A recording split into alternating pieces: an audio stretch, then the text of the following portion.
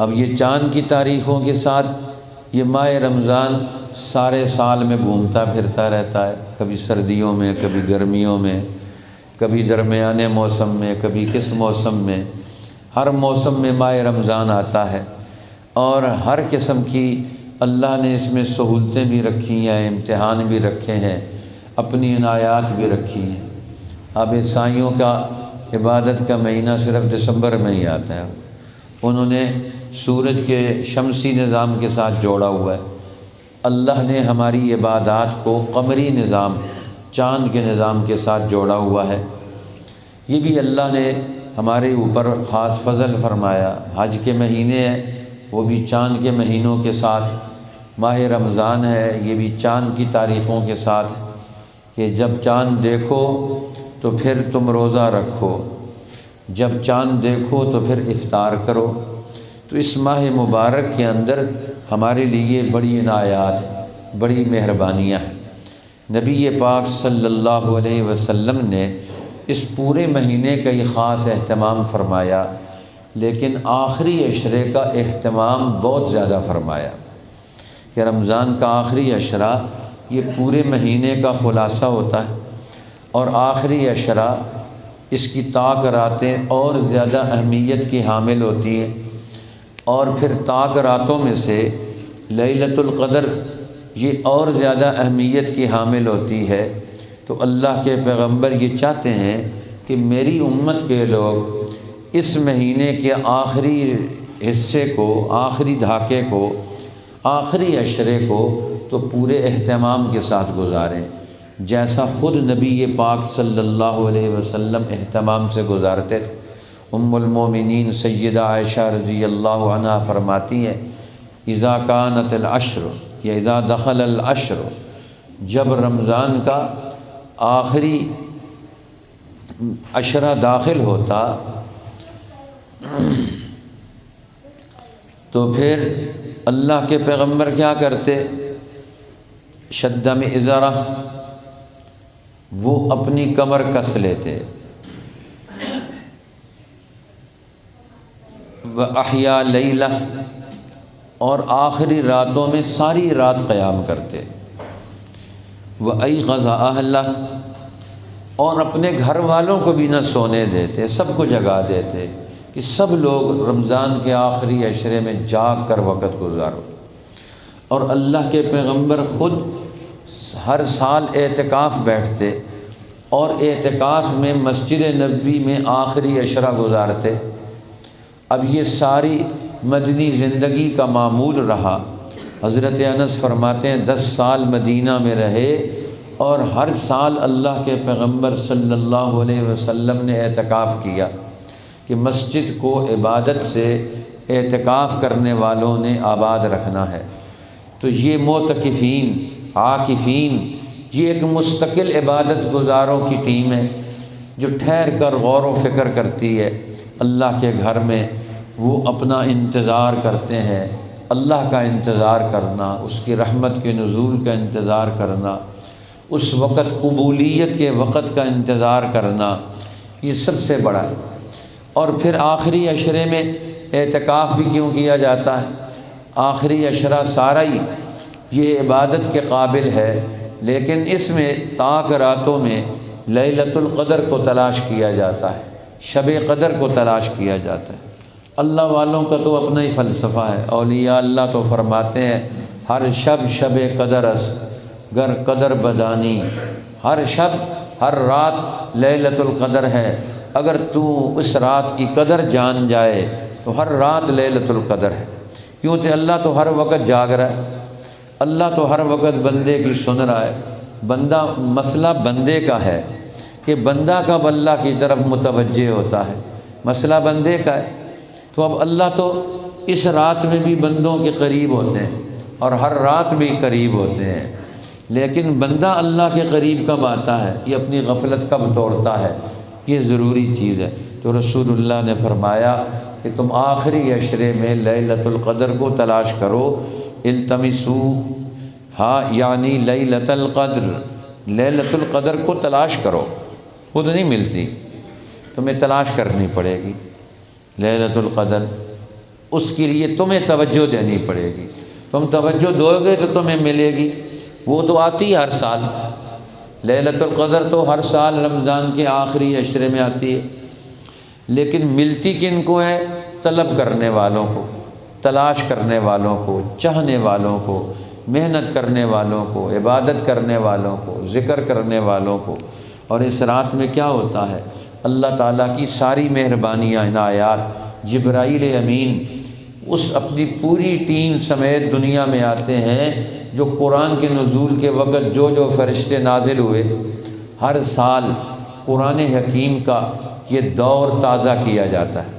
جبریل بھی دنیا میں آتے ہیں، وہ فرشتے بھی دنیا میں آتے ہیں، اور اللہ تعالیٰ ان کو بھیجتے ہیں فی کبکبۃ من الملائکہ، یہ فرشتوں کے ایک پورے جھمگھٹے میں جبریل آتے ہیں، اور آ کر اپنا سبز جھنڈا بیت اللہ کے اوپر گاڑ دیتے ہیں، اور پھر پوری دنیا میں پھیل جاتے ہیں کہ کون کون اللہ کی رحمت کی تلاش میں ہے، طلب میں ہے، دعا میں ہے، تلاوت میں ہے۔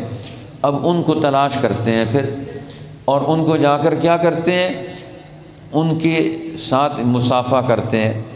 یصلون علی کل عبد قائم وقائد یذکر اللہ، وہ درود بھیجتے ہیں، اے اللہ آج کی اس رات میں جو تیرا ذکر کر رہا ہے، جو قرآن پڑھ رہا ہے، جو نماز میں ہے، جو اپنی نیند کو چھوڑ کر تیری عبادت میں ہے، ہر ایک کے لیے دعائیں کرتے ہیں، درود بھیجتے ہیں، ان کے لیے خاص عنایات کی اللہ سے استحقاق کی دعائیں کرتے ہیں کہ اے اللہ، اور پھر فرمایا ان کی دعاؤں کی قبولیت کا وقت آتا ہے، وَيُؤْمِنُونَ عَلَىٰ دُعَائِهِمْ، ان کی دعاؤں پر آمین کہتے ہیں، ان سے مصافحہ کرتے ہیں، معانقہ کرتے ہیں فرشتے جو اس رات۔ تو گویا اللہ تعالیٰ کی یہ دونوں جماعتیں، نیچے سے ایمان والے مسلمان، اوپر سے فرشتے، یہ دونوں جماعتیں لیلۃ القدر میں مل جاتی ہیں، اور مل کر یہ اللہ کے دین اور قرآن اور نبی کی نسبتوں کو حاصل کرتے ہیں، جمع کرتے ہیں کہ نسبتوں کو حاصل کیا جائے، جمع کیا جائے، ان نسبتوں سے ربط پیدا کیا جائے۔ تو لیلۃ القدر میں کیا ہوا؟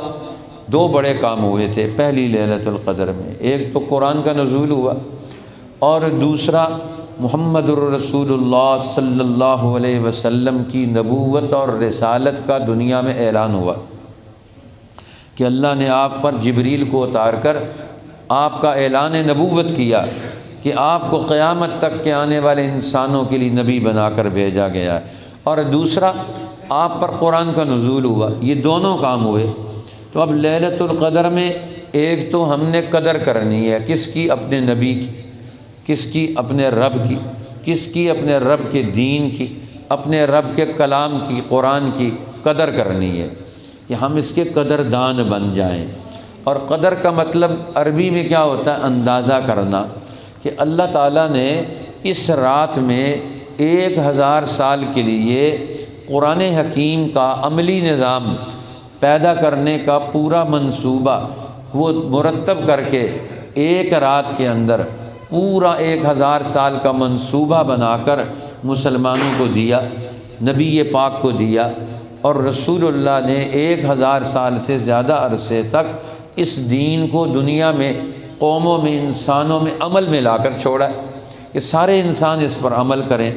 یہ رمضان کی برکت ہے، یہ لیلۃ القدر کی برکت ہے، یہ اعتکاف کی برکت ہے کہ اس میں ہم نے یہ کام کرنا ہے۔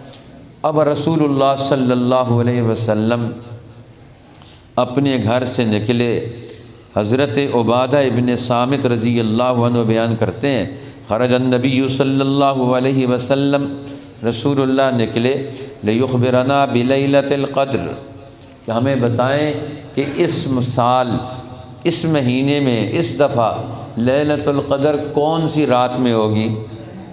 رات بتانے کے لیے باہر آئے تو دیکھا فتلاحا رجلان من المسلمین، دو مسلمان آپس میں لڑ رہے تھے، جھگڑا کر رہے تھے، ایک دوسرے کے خلاف کھڑے تھے۔ رسول اللہ نے جیسے ہی ان کو دیکھا تو آپ نے فرمایا لڑائی کرتے ہوئے، جھگڑا کرتے ہوئے، فقال خرجت لاخبرکم بلیلۃ القدر، میں نکلا تھا، باہر آیا تھا کہ میں تمہیں لیلۃ القدر کے بارے میں بتاؤں کہ کون سی رات ہے کہ اس رات میں وہ عبادت کرو، ایک رات میں تمہیں متعین بتا دوں۔ فتلاحا فلان و فلان، اب فلانا فلانا آپس میں جھگڑ رہے تھے، لڑائی کر رہے تھے، تو پھر کیا ہوا؟ فرمایا فرفعت، اللہ نے لیلۃ القدر کی تعیین کا فیصلہ واپس لے لیا، وہ علم میرے دل و دماغ سے اٹھا لیا، وہ حکم بھی اٹھا لیا گیا، اس کا علم بھی اٹھا لیا گیا۔ وَعَسَىٰ أَن يَكُونَ خَيْرًا لَكُمْ، شاید کہ یہ تمہارے حق میں یہی بہتر تھا کہ لیلۃ القدر کی تعیین ختم کر دی، اس لیے کہ 27ویں کی ہوگی، 25ویں کی ہوگی، 29ویں کی ہوگی، اس سال ہوگی، اور کس میں ہوگی؟ اب یہ لیلۃ القدر یہ تو ہر سال وہ آخری عشرے میں گھومتی رہتی ہے، کسی ایک میں نہیں ہوتی، اب وہ مختلف راتوں میں ہے۔ تو فرمایا اب فَالْتَمِسُوهَا، اسے تلاش کرو، فِي التَّاسِعَةِ وَالسَّابِعَةِ وَالْخَامِسَةِ، طاق راتوں میں، 29ویں میں، 27ویں میں، 25ویں میں۔ ایک دوسری حدیث میں فرمایا کہ میں نے دیکھا کہ میں لیلۃ القدر مجھے مل گئی، اور وہ نشانی اس کی میں نے اللہ سے پوچھی، تو فرمایا اس دن آپ مٹی اور پانی میں سجدہ کریں گے۔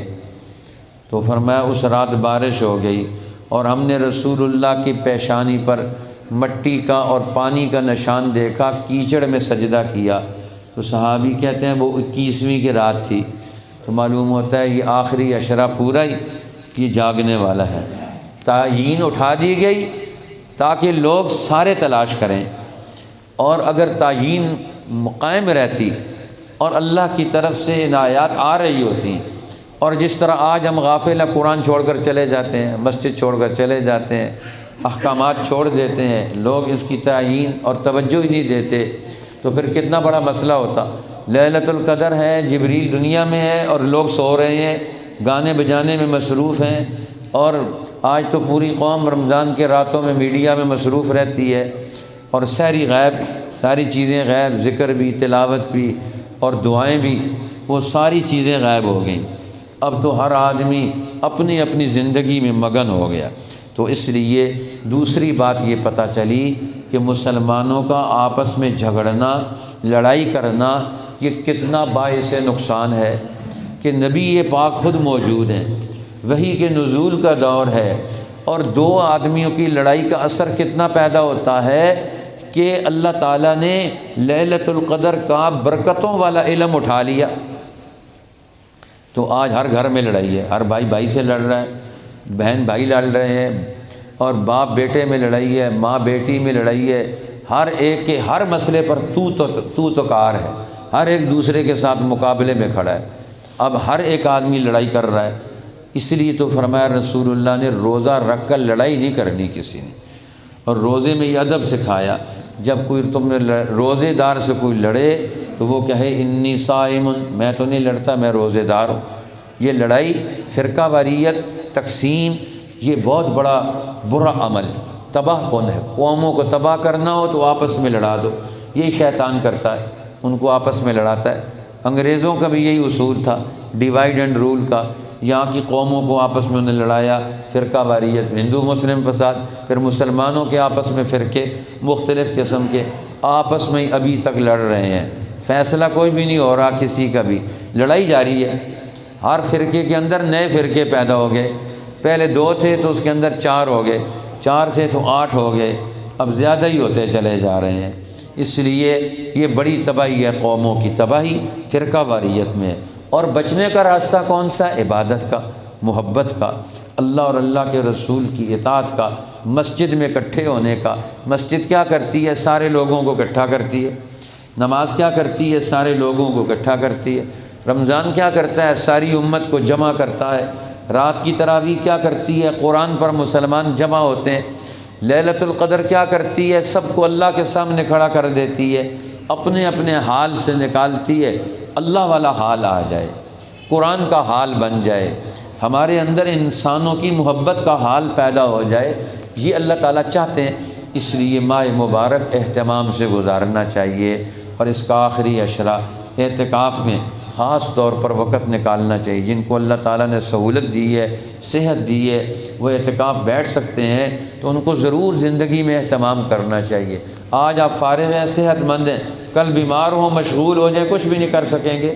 کتنے لوگ اسپتالوں میں پڑے ہوئے، اٹھ بھی نہیں سکتے۔ اللہ نے موقع دیا ہے، اس موقع کو گنوانا نہیں چاہیے، اہتمام کرنا چاہیے۔ اس لیے دوسری حدیث جو ہے حضرت عبداللہ ابن عباس رضی اللہ تعالیٰ عنہ فرماتے ہیں، قال فی المعتکف، رسول اللہ نے معتکف کے بارے میں، اعتکاف کرنے والے کے بارے میں کیا ارشاد فرمایا؟ فرمایا هو یعتکف الذنوب، اعتکاف کرنے والے کے گناہوں کو مٹا دیتا ہے، گرا دیتا ہے۔ جب یہ اللہ کے لیے اپنا گھر چھوڑتا ہے، مال چھوڑتا ہے، اولاد چھوڑتا ہے، اللہ کا پڑوسی بنتا ہے، اللہ سے محبت کرتا ہے، جوار اللہ، اللہ کے پڑوس میں آ جاتا ہے، اللہ کا مہمان بن جاتا ہے، تو پھر اللہ تعالیٰ اسے کیوں محروم کرے گا؟ فرمایا اس کے گناہ جھڑ جاتے ہیں۔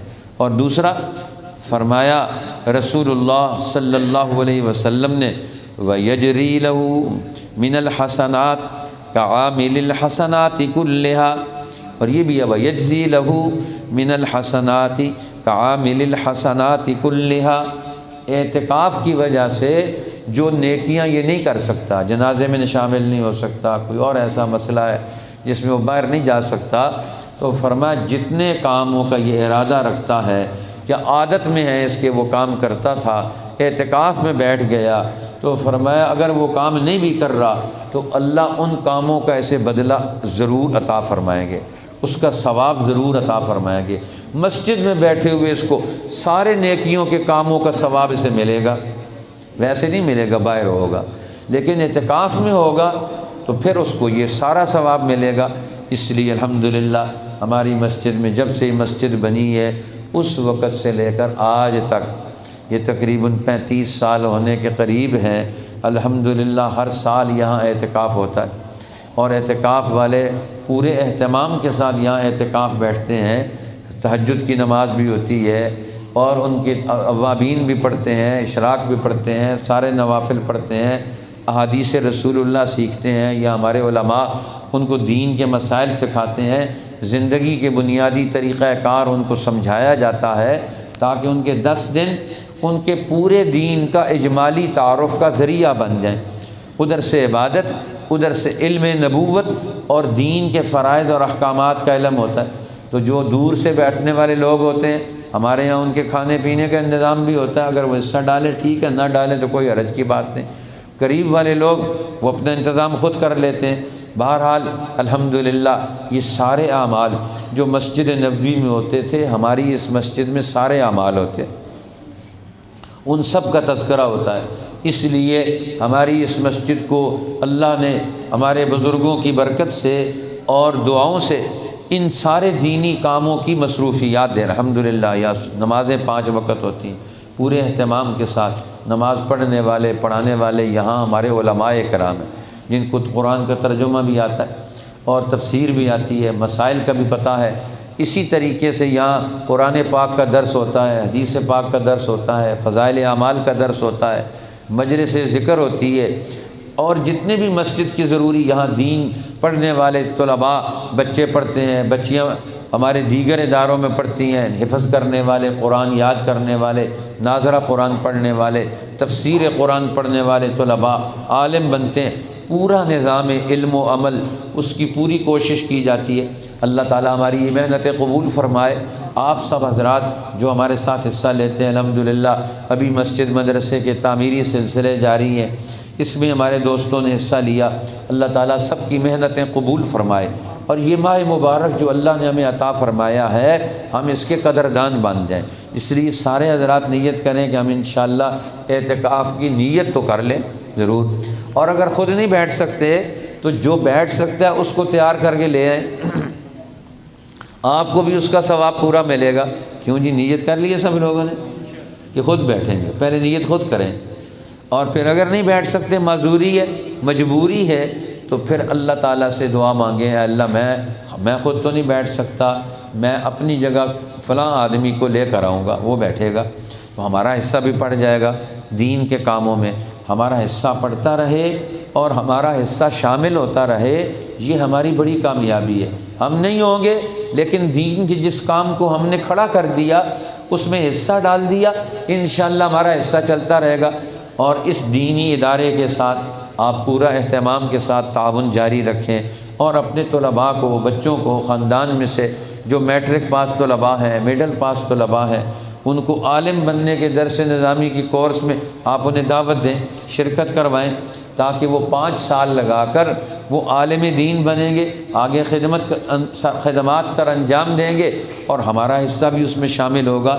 اللہ تعالی ہمیں دین کی برکات نصیب فرمائے۔ انشاءاللہ ہماری مسجد میں جو قرآن پاک تراویح کی نماز میں سنایا جاتا ہے اس کا ختم 21ویں رات کو ہوگا، یہ بھی اللہ تعالیٰ کا فضل ہے۔ اور 21ویں رات کو نیا ختم شروع ہوگا جو آخری 9 دنوں میں ہوتا ہے، جس میں ہمارے سمجھدار لوگ، باہمت لوگ اور اعتکاف والے لوگ اس میں شرکت کرتے ہیں اور پورا اس کا فیض اٹھاتے ہیں۔ الحمدللہ ہمارے آخری عشرے میں بھی مسجد آباد رہتی ہے۔ رمضان کے آخری عشرے کے کاموں میں سے، آخری کاموں میں سے صدقہ فطر بھی ہے، کہ ہم لوگ جو رمضان کے روزے رکھتے ہیں تو رمضان کے روزوں کے فدیے کے طور پر صدقہ فطر ادا کرنا، فطرانہ ادا کرنا، عید کی نماز سے پہلے اپنے گھر کے سارے افراد کی طرف سے صاحب نصاب لوگوں پر واجب ہوتا ہے۔ جن کو اللہ تعالیٰ نے صاحب نصاب بنایا، یہ روزوں کا فدیہ ہوتا ہے، اور اگر یہ نہ دیا جائے عید کی نماز سے پہلے تو یہ روزے قبول نہیں ہوتے، یہ آسمان و زمین کے درمیان لٹکے رہتے ہیں۔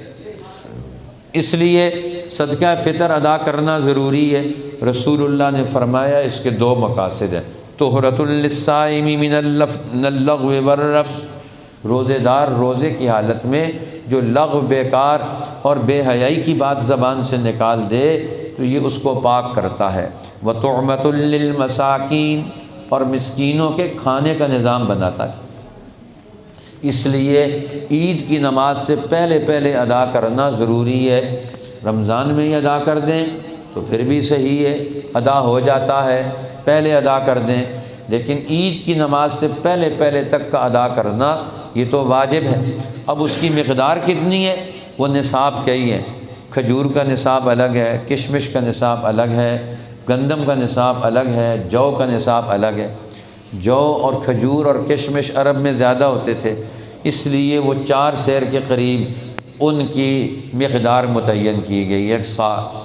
اور گندم وہاں کم ہوتی تھی، یہ جو ہے نا جی 2 کلو کے قریب اس کو رکھا گیا، اور آج ہمارے ہاں لوگ 2 کلو صرف گندم ہی دیتے ہیں یا اس کی قیمت دیتے ہیں، نہیں، اب ہم نے ہر ایک نے اپنی حیثیت دے کر جو اللہ نے وسائل دیے، عام لوگ تو گندم کے اعتبار سے دے دیں وہ 300 روپے فی کس بنتا ہے، اور جن کو اللہ نے حیثیت دی ہے اپنے بچے کو 3000 کا بوٹ خرید کر دیتے ہیں، جوتا خرید کر دیتے ہیں، 2-3 ہزار کا، 4000 5000 کا کپڑوں کا سوٹ لے کر دیتے ہیں، وہ کہیں صدقہ فطر، وہ صرف 300 روپے دیں گے۔ اللہ میاں کے ساتھ دھوکہ نہیں چل سکتا، اللہ کو تو پتہ ہے آپ کے پاس کتنا مال ہے، کتنی چیزیں ہیں، وہاں فراڈ نہیں چلتا کہ آپ کہیں میں نے 300 دے دیا تو کام ہو گیا، ایسا نہیں چل سکتا۔ اس لیے ہر آدمی اپنی حیثیت کے مطابق تعین کرے۔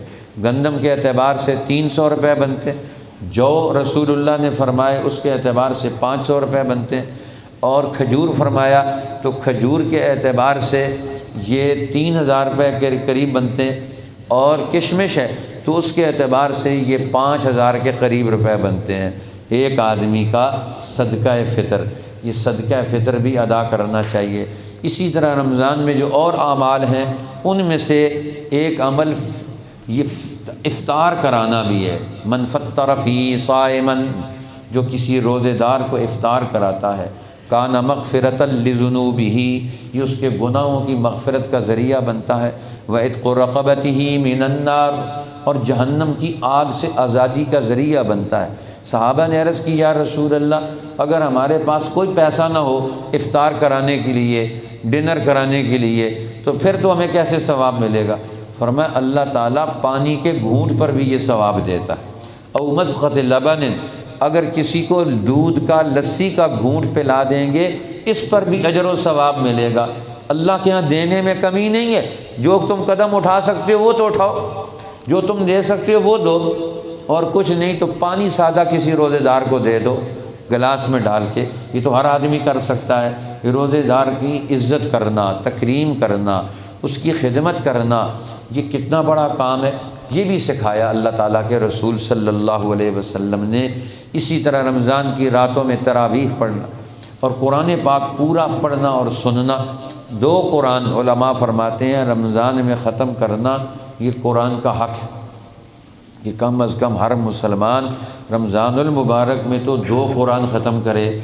اسی طرح دعائیں مانگنا ہے، سحری کے وقت، افطار کے وقت، نمازوں کے بعد، ہر وقت اللہ سے استغفار کرنا، کثرت سے اللہ تعالیٰ سے لا الہ الا اللہ پڑھنا۔